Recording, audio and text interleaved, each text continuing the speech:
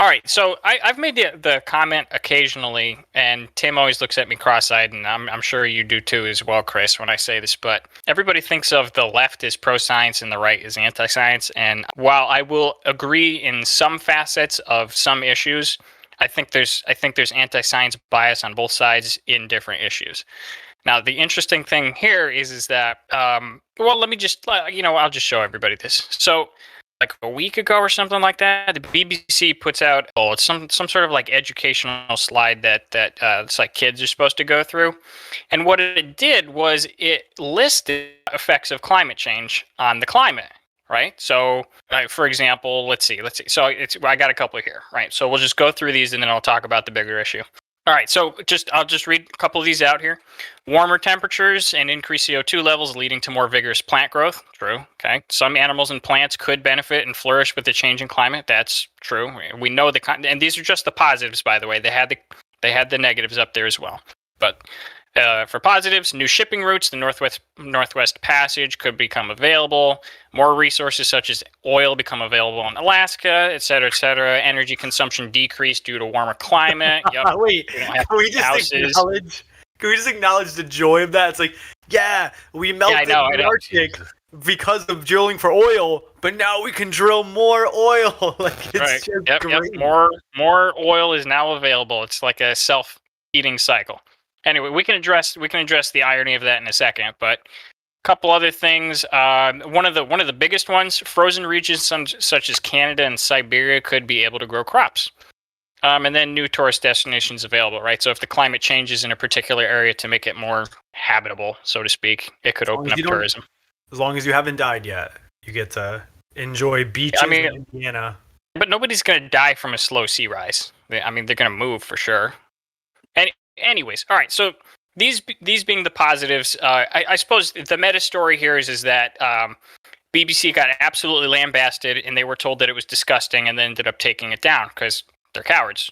Okay. So here's my meta point, and this is kind of what I want to talk about. Those effects, while it's it certainly is laughable to people who hate oil. Those effects are very real. It cannot be understated how valuable it is to open up millions of acres of land in Siberia and Canada to farming. Right? That's a massive. That's only viewing half of the story. If you are heating up the world enough, to open up new farmland, you are also heating it up to remove existing farmland. Right? Okay. Like it's not. So, how is it a positive? If they said, everybody has to calm down because if they said a science net increase, means taking into account everything, right? Exactly, and they're not doing that in that statement. Did I not tell you that they had the negatives listed there as well? Right, but if you want to come out and say this is a positive, you should say an estimated net increase in available farmland. That would be a positive. The fact that some new farmland becomes available. Kids how to think critically. No, that's not critical thinking. That's closing your eyes to the other side thinking. Tim, why do you keep saying that? Okay, so this is kind of what I'm talking about. Like everybody has already decided which way the climate change argument goes. So now it's disgusting or anti-scientific. I didn't just say that. The positives. I just said you have to look at the whole topic. If you're gonna, they put the whole topic up there. They didn't. If you're gonna say something is a positive or negative, how are you going to tell me that what my article says? Because they separated it. By saying, if you say here's a positive of global warming, it allows farming in Alaska. Here's a negative of global warming. It removes existing farmland. How do you know what that means? They need to do a comparison that says this is the estimated amount of farmland that would be increased. Okay, so you have a problem with the format. This is the amount decreased. Yes, if it came out and said more farmland would be created than it would be destroyed, then it's a net positive. Then great, say that. But if it's like one more acre of farmland becomes created, but millions is lost, then why do you even mention the one that was created? Right. So naturally, the conclusion is to just remove it altogether, right? Because there's no benefits, right? I didn't say to remove the article. I said it's a bullshit article. So that was the main thrust of the stories, is that BBC had to take that down because everybody thought it was disgusting to even acknowledge that there could be possible benefits. And they said what was another one? It said decreased energy usage because of increased global warming. Yep. I would venture to bet that a significant amount of electricity in modernized countries spent on air conditioning. Like Yeah, not well, heating. again, so I don't know. This could be where they're doing strict separation, where it's that, yeah, in the northern regions, it's going to reduce energy for heating. And maybe in the negatives, they had increased energy for air conditioning. But I think, you tell me, Mr. Engineer, is it more efficient to, is it going to cost more energy to heat the home or cool it? Easier to heat than cool. Much more easy to heat than cool. Not easier, more efficient. It's more efficient because it's easier for that conversion. Like, we have much more efficient ways of releasing energy and creating heat than we do using energy to remove heat. That's true. Yeah, because heat's a byproduct. That's right. Yes. All right. Well, so that's apparently I didn't get my point across very well, but that's kind of my point. Is that my only point is that you're not really allowed to acknowledge possible benefits of climate change, right? It's considered disgusting and passé. I think that article was disgusting because it wasn't done well. Had they come out and said, you didn't read the article.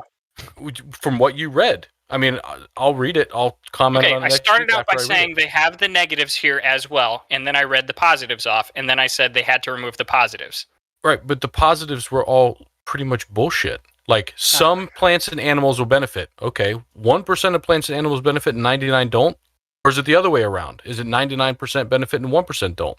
The details matter. It's a great conversation to have after you read both of these lists.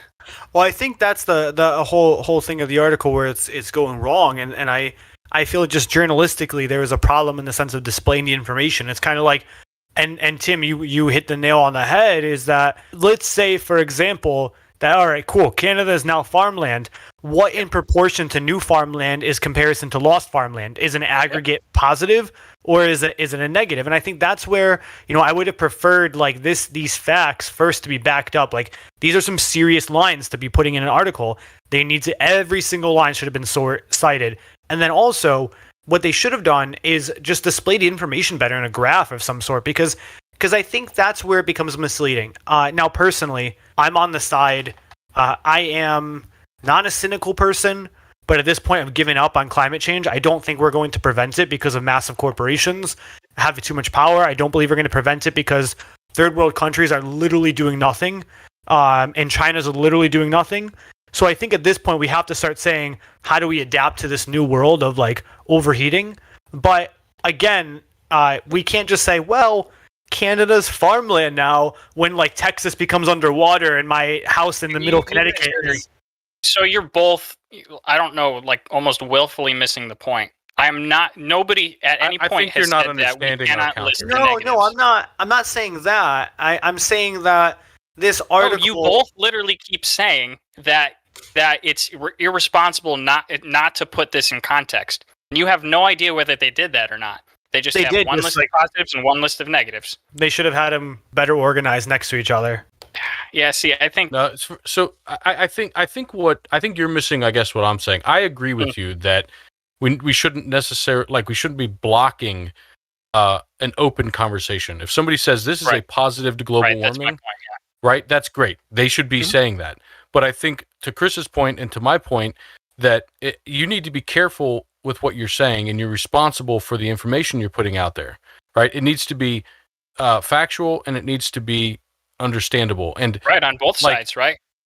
Yeah, exactly, 100%. Yes. Yeah. And so when you come out and you say something like they did in that article, like many of the examples you gave were laughable, extremely laughable, right? Right. Well, because they were by people who weren't. It was probably written by people who were pro global warming, pro climate change. Most of them were the flip side of a shit coin. Right. Yeah. Right. Yeah. Like it was like saying, "Hey, look, I know both your arms got blown off, but the positive side is now you don't have to worry about long sleeve shirts."